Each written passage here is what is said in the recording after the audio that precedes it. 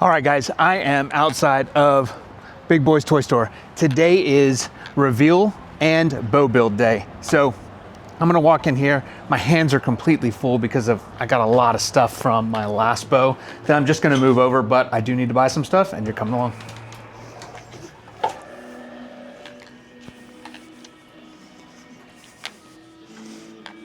My happy place, especially when I have the green light to spend some monies.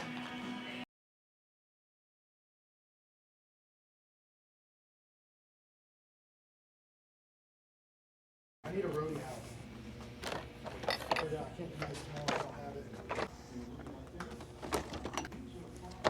it. All right, the decision has been made and it is in this box right here. I'm gonna set you up. We're gonna do a unboxing with you. Woo, buddy.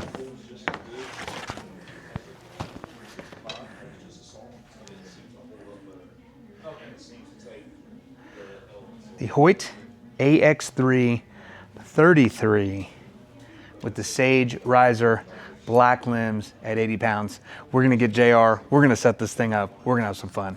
Stand by. All right, so JR is helping another customer right now. So what I'm gonna do, I've got my old Epsilon V2 mount rest, that I'm gonna put on here. So this is pretty straightforward. You just need to make sure it's at 13/16 off of the riser. So it should be relatively close, but I'm gonna slap this on here and then we're gonna go through it all. So.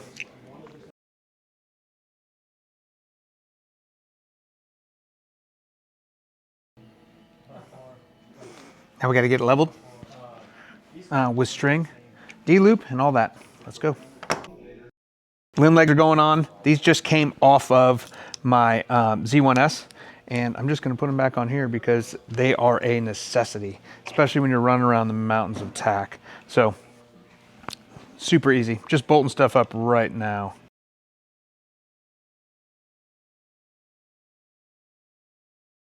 Oh, I forgot my QD. Idiot. That's okay. Bigger, so yeah, definitely be a huge factor. I'm just putting on the little things that I can before I let the bow doctor really start working on this thing. Try her again on her now.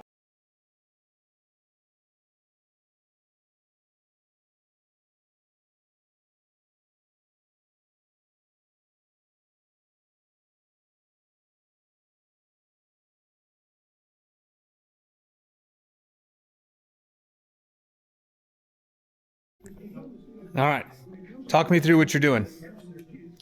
I am grabbing serving to get your knocking point set. Guess it would help to get the bow leveled first. Does the camera make you nervous? No. I've been on camera quite a lot. It's not as much here lately. But busy. All right, so right now he is making sure that the string is perfectly level up and down so he can make the arrow come into where it's at the top of the rest to basically be a straight 90 degree, correct? Yep, perpendicular to the string. Perfect. Does it matter where this level is on the arrow? Do you want it closer to the riser or further out? Doesn't matter, just it's harder to see from over here. Okay. So it's still gonna be the same, so even if I were to move it. See? Okay, perfect. It's all the same. So I'm a serving. I typically take about 8 inches of material. And what I like to do is I wrap around the string and I go around my finger. I get a couple wraps. This is making more of like a constrictor style knot. So I'm going to feed it back through. So you don't do square knots over and over and over. Okay. Because I've also seen a new one where they're just doing basically D-loop knots on the string, top and bottom. Yep. But you have to have a special serving for that. Is that correct?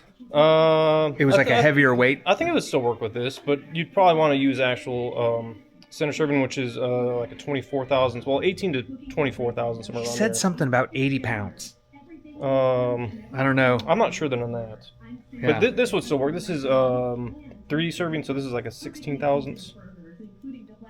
I think it would still work. So now when you do the soft knot on the bottom, do you put more? I will have a little bit more. Okay.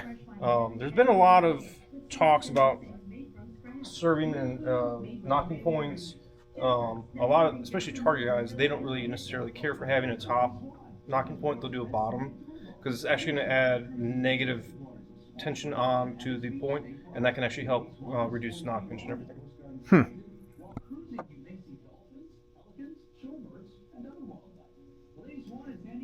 I still do the traditional above and below.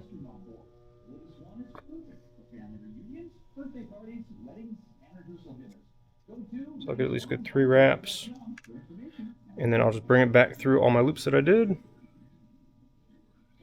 Like I said, this makes more of a constrictor style knot. So if you do end up needing to move it a little bit, you can still actually move these.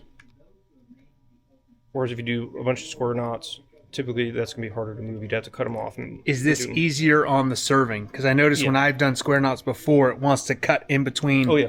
the serving. So Yeah, I do think it does help save your center serving a little bit too. Alright, got everything there. Got good play right there, so should not have to worry about any knock pinch at all.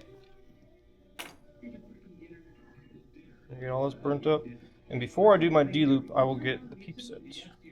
So I get the knock point set, and then we'll go over the press and get Brian's peep put in.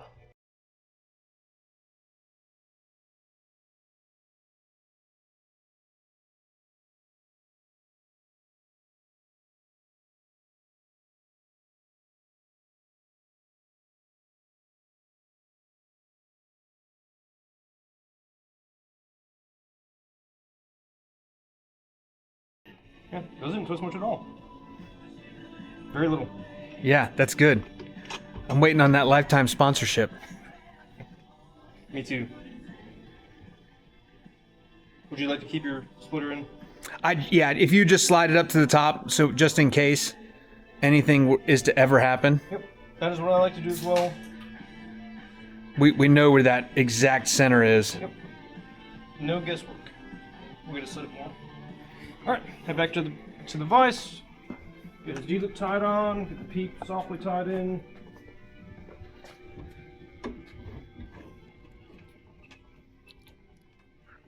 Now, I know the big thing is 13/16 rest arrow from the riser. When do you generally measure that? I'll do that here in just a second. Okay.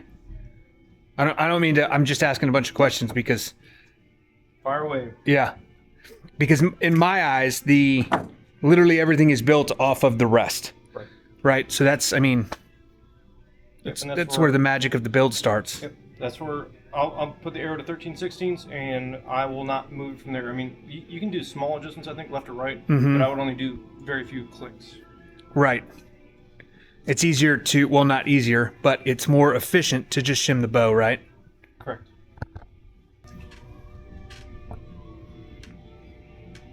Alright, so we got the top set. I always start at the top. Really doesn't matter which way you go, but Does it matter which way your knots are on the D-loop? so I think there is, especially for a right-handed shooter, you want to have your top knot facing away from you. For left-handed shooter, you want to have your top facing away. So top is going to be on the right, left hand will be on the left. Is that because of the induced torque that you put when you're putting a release on it? Yes. So I've noticed that when a lot of guys will twist, especially if you twist your hand too much, Yeah. putting too much of an angle on there, it can actually influence your string, and that can cause sideways rotation on your string, so it can actually cause a weird airflight. And also, if you have your D-loop too short, that can cause problems too.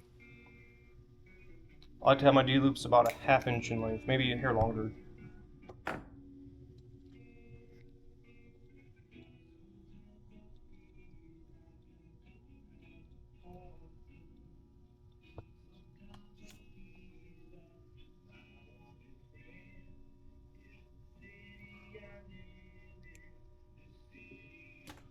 Snatch that out. Take our D-loop pliers, and we're going to set those constrictor knots. Or sorry, ½ inches. Okay. That should be roughly about a ½ inch. Alright. Do one more fitment test. Got a little bit of play there, nothing too much, not too little. And then I love this thing. What is this thing? So this is the Hamskea waypoint level. This is great for getting your center shot, and it does come with another guide. So if you want to know what your height is from your shelf to your arrow, great little thing. But it's got it built in right here, so it shows your 13/16. So it makes it super easy to be able to get your center shot set, and you can do it for any diameter arrow, all the way up to target arrows. Snap. So with this one, we are going to have to move his rest out. Okay, so I don't know if you can get it from this angle or if you want to get it from here, but you can actually see that pointer is on the inside of his riser. So we need to get his center shot moved out for that 13/16. This, we got the Hamskea, which I love. I keep one of these on me at all times. I got this little stubby. Goes right into his fanny. Yep. Never leave home without it. Snag that, and I love micro adjust for this. Yes. So, right there, that's perfect. All right, look at that. That's what I like to hear. Perfect. That's all we do around here. This is the exciting part because I know we're getting close to actually shooting this thing through paper. I have no idea what it's pulling weight-wise. I lied. We're going to have to put it into the press and check timing. Yep, we're going to do the drawboard. Drawboard. That's what I meant. Don't listen to me. I know what I mean, but my words are not there. It's all in one. It's a combo press. Oh, so I was right. Yeah.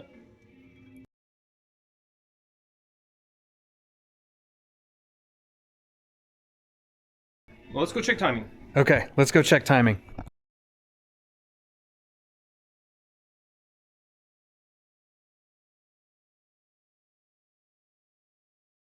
All right, so right now we are going to check timing. I'm going to pull this off for you, just so it makes it a little bit easier for me and you to be able to see. Yep. And this will also check draw weight. So there should be an 80-pound bow and 80.19 on this scale. We're going to be cooking, baby. And you adjusted this right to 28 3/4? Yes. So talk to me. Tell me what we're looking at timing.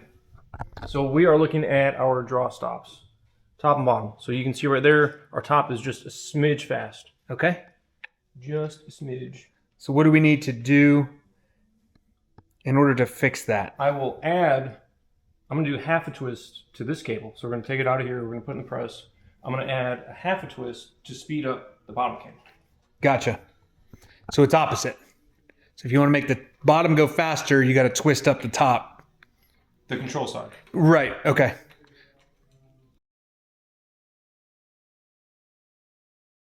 So this is why also, if you noticed his efficiencies, this is why I like to have JR do all of my work, because I would be taking this thing in and out, back and forth to the actual easy green instead of just him doing it on the fly.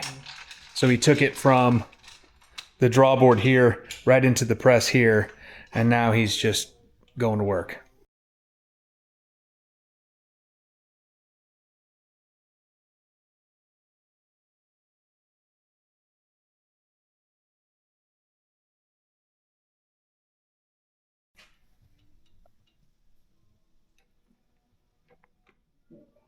That is about perfect right there. That's what I like to hear. We got a couple perfects going on so far. We are ready for peat pipe. Thank you. Before we do that, I want to make sure that is seated. So I do like to do this sometimes. I'll leave the bow with a little bit of tension on the string so I can set this draw cord. So you're actually making it tighter than you can if it was under its own pressure. Right. Especially Got with it. this Prusik knot. These can be a little tricky sometimes to get them super tight, so I'm going to kind of almost pre-stretch it. Grab some Allen keys.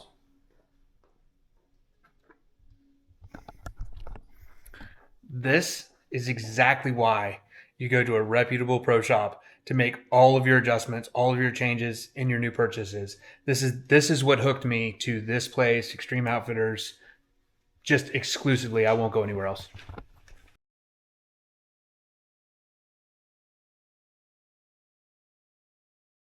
All right. I haven't pulled this back yet. It should be very smooth. I feel like. God. Told you it was low. Keep coming. Way up, way up, way up. That's one of the twists on this, but It's actually pretty good. Yep. let her down. Yeah, at 85. Yeah. It's a little sketchy. Oh, that just moved. I didn't do that right. Acoustics aren't right. That thing's not level at all. Been sick for a month. Yeah. So when I do this, so I get it to the height I want, and you tell me if this is wrong, because it could 100% be. I tie it in because I start at the top and I loop, loop, loop, loop. I make continuous. Yeah, I do continuous, and it generally will change the twist of the string. So I don't ever. I mean. Yeah, so I would get it fully tied in right here. Typically, what I do is I'll just tie around the peep. Yep. And then I'll tie above and below separately. I've had those walk on me. Is the only reason I don't. If it's not done right, yeah, I can walk. Yeah. Well, I know the continuous doesn't walk. So I will let you do your magic then. Okay. Let's go tie some peep in. Yep.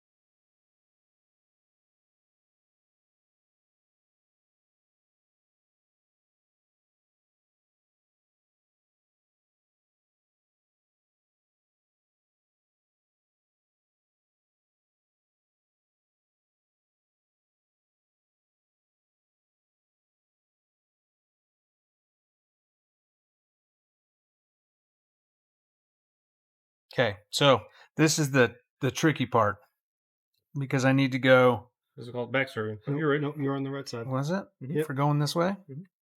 Okay, so I hold this way. I always screw it up. So I go like this, and then I loop it through.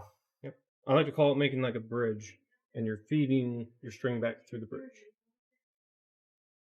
The 40th anniversary expanded edition of Van Halen's 5150 thanks to Rhino.com. Enter to win the ultimate home upgrade. More than 30. Yeah, and this is creating a friction knot. There's no actual crossing strings, making knots or anything. It's just friction that holds that knot in place. So strong, you just gotta have them. Even when your gas tank is on empty and Bojangles is still 10 miles away. Nothing beats the flavor of Bojangles' juicy golden flames. Especially when they're with 4 Boldy season tickets free. Amazing breakfast, and legendary iced tea. The only thing that can satisfy your hunger is that delicious other place. So when the craving is supreme, Bam! I like it. Gosh, this is so scary. So crank that. Crank that. I just saw a lighter.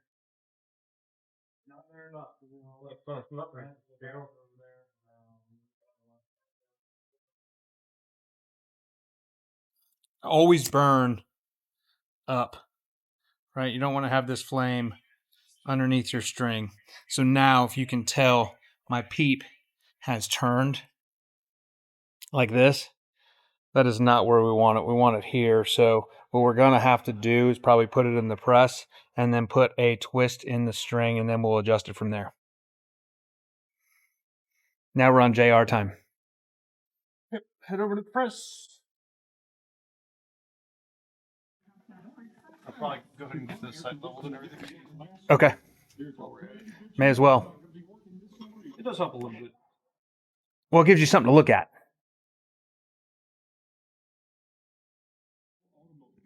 Don't worry, that's not the bow, that's just the press.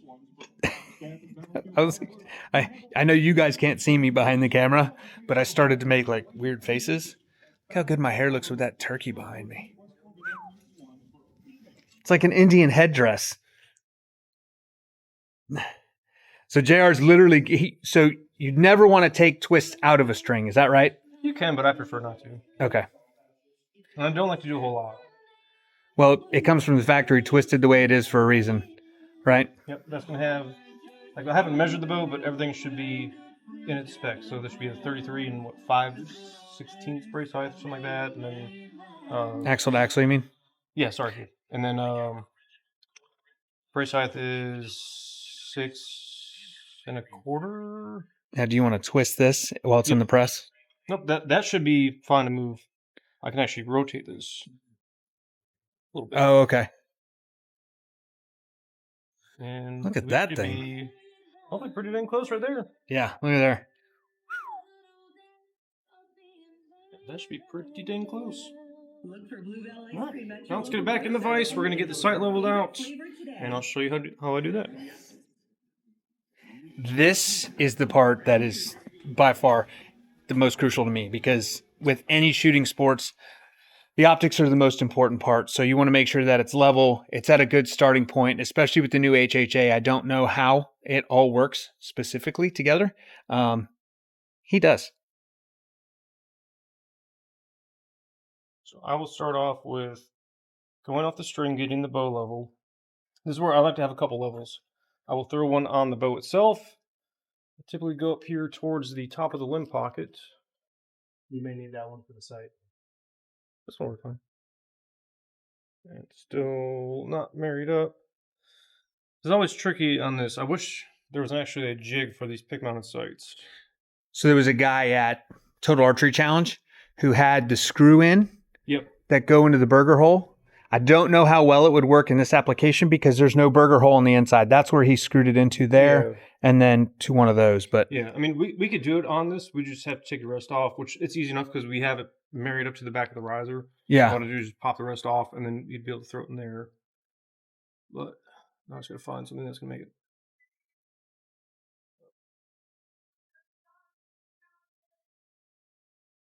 It's pretty close. It'll work. And then on our elevation bar, this is gonna be what we would call the first axis. I hear a lot of talk about these axes. So right now, our first is off, our second is way off. Yeah. And yeah, okay. So I need these guys. So your first axis adjustment's right back here on the back. This is where it mounts to your elevation. Okay, track. so first axis is this way, right? First axis is your elevation bar. Okay. So elevation bar going left Yep. to right. Yep. And then your second axis is going to be right here on your scope, on your actual bubble, on your scope. That's your second axis. And then your third axis is when you have it angled at both about a 45-degree angle forward and backwards. That's going to be this angle right here on your scope. Gotcha.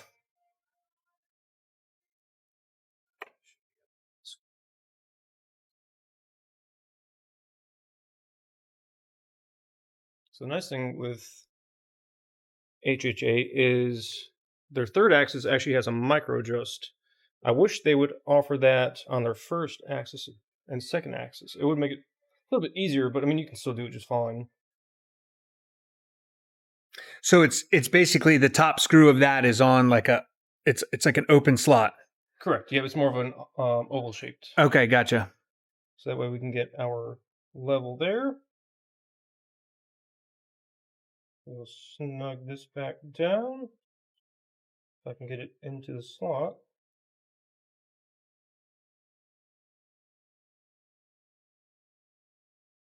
Make sure everything stays level. Just a little bit off. Just a hair.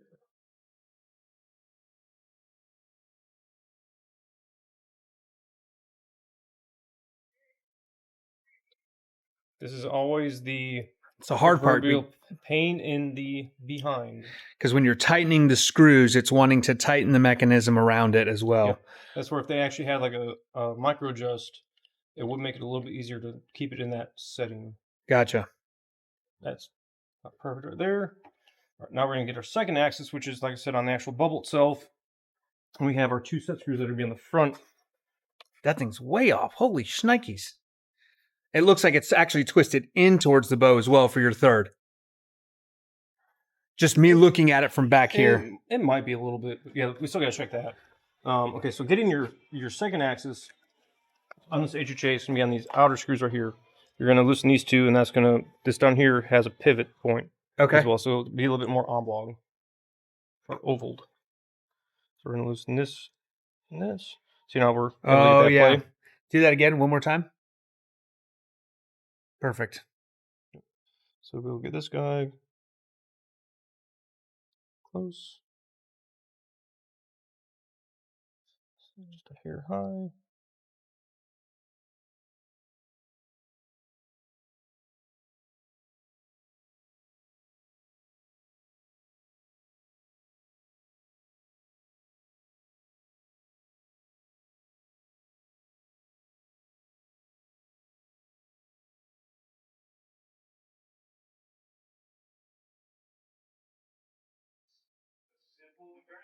I'm just verifying throughout all the bubbles, make sure everything's still staying level. Yeah, so there's this one on the main rod or the main gear shift of the sight. There's the one in the sight, and then there's one on the string also. then So we he's also have the and then too. one on the bow. Dang, we got bubbles everywhere.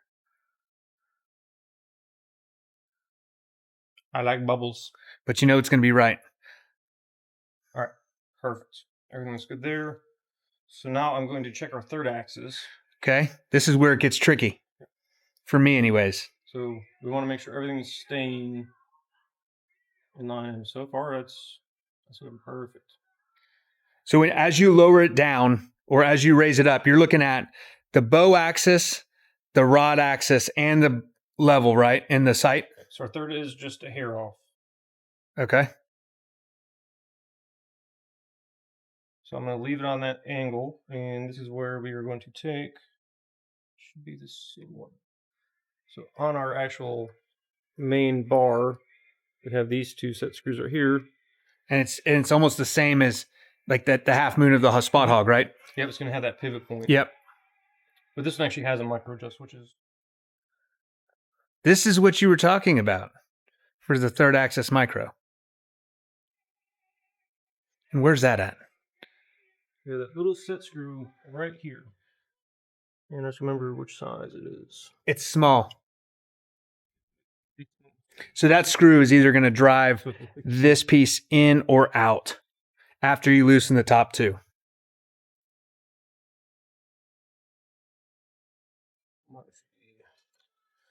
Grab my. I like those little stubbies, but they can be a little tricky to sometimes get in there. So it should be the smallest guy. Nope, I need the other set. Where's our black set? Right there.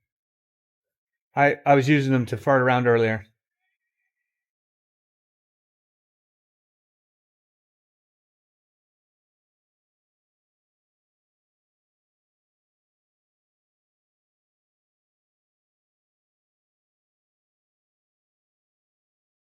That looks great right there.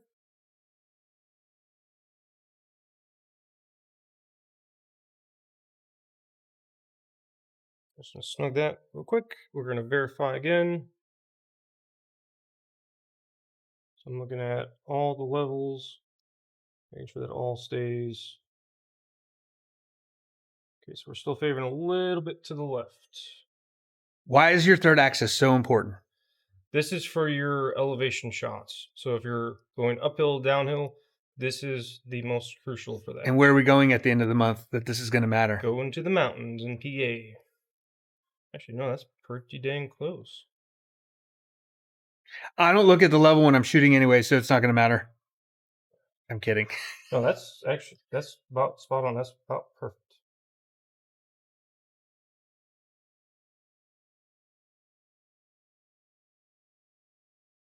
Well, I think we're in the swimwear. Here's a man. You tell me, and I'll shoot it. I'd shoot it. I do need to tighten down that back bar before we start go shooting.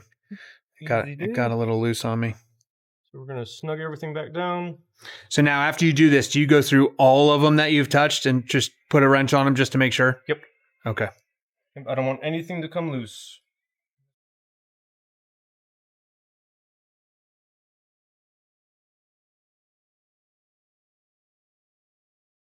I can get it in there.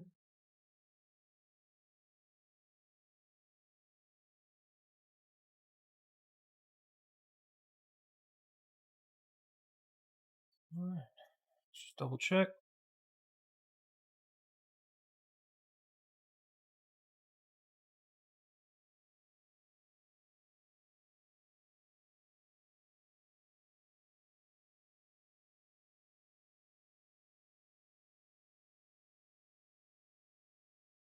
But not left.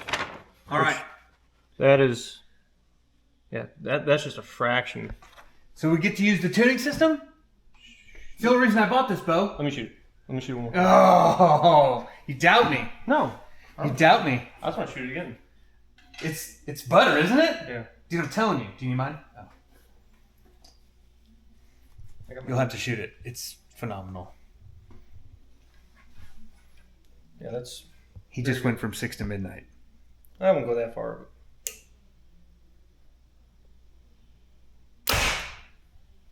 You got crazy. That's a bullet hole. No, it's not. It's a little knock left. It is a little. You know it is. I can't see from maybe a little A bit. scotch. Maybe a little bit. Not bad though. It's a scotch. I would honestly just send it, but we're gonna play with the tuning. Okay. Yes. I want to learn this. As you're looking at the front of the bow, this is where you're gonna do your adjustments. So we're gonna go on the left side. Okay. Yeah, because it's just that small little movement. So we're gonna add tension onto the left top and bottom. As you're looking at it, though, you don't want. As you're looking at the front of the bow, Okay. not as you're shooting it. That's okay. That's where I was confused at. Yeah, it was confusing too. All right. So should be able to leave this tiny guy. I thought you had Yeah, to we gotta loosen. loosen this. Is it the tiniest one? No. No, it's the next one. So that is a 3:30 seconds. I was trying to help you. I was going to hold it while you got it in there. So we're gonna loosen that guy up, and then we're going to add.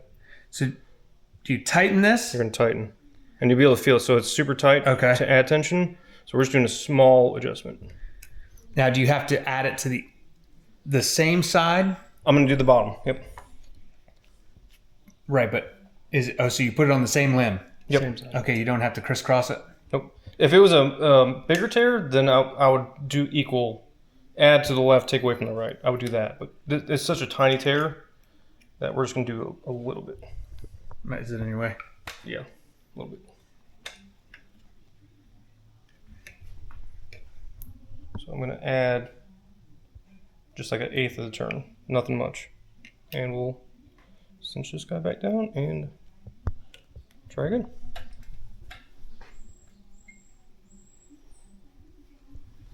Now we're gonna get a bullet hole. Hopefully, yeah. Yeah, I mean, I haven't had a bow tuned this well or this easy so far from a Hoyt. I've had it either shim the cams or do a lot of it, or a combination of both. You know, shimming it and using the XTS. So the Really? bow has been the easiest bow to tune so far.